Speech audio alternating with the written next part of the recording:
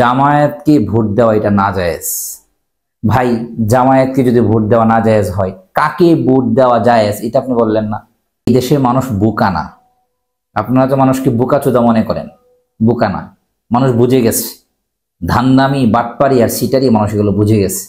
জমিয়তে উলামায়ে ইসলাম এটা খুব প্রাচীন একটা ইসলামিক দল। খুব সম্ভব এটা ভারত থেকে শুরু হয়েছে। এটা দেওবন্দি একটা দল। ওনাদের একজন নেতা মনিরুল ইসলাম সাহেব, উনি বলেছেন যে জামায়াতকে ভোট দেওয়া এটা নাজায়েজ। ভাই, জামায়াতকে যদি ভোট দেওয়া নাজায়েজ হয়, কাকে ভোট দেওয়া জায়েজ এটা আপনি বললেন না।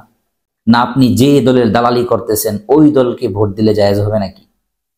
একটা সিট পাওয়ার জন্য আপনি ইসলামকে ব্যবহার করছেন, আর অন্যদিকে আপনি বলতেছেন অন্যরা বেহেশতের টিকিট বিক্রি করে, তারা ইসলামের সেন্টিমেন্টকে কাজে লাগায় ক্ষমতায় যেতে চায়। তাহলে আপনি কি করছেন?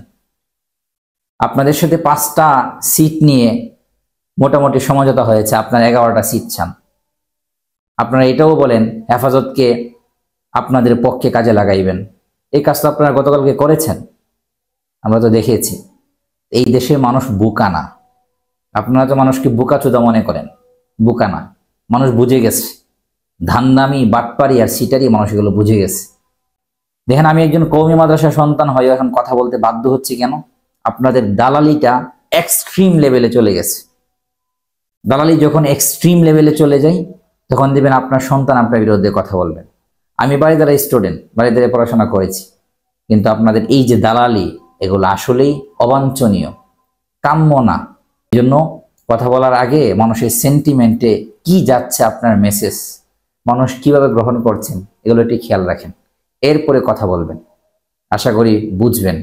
আজকে আমি কথা বলছি, একটা সময় আসবে যে প্রচুর মানুষ আপনার বিরুদ্ধে কথা বলবে, তখন কিন্তু আপনি কুল কিনারা পাবেন না।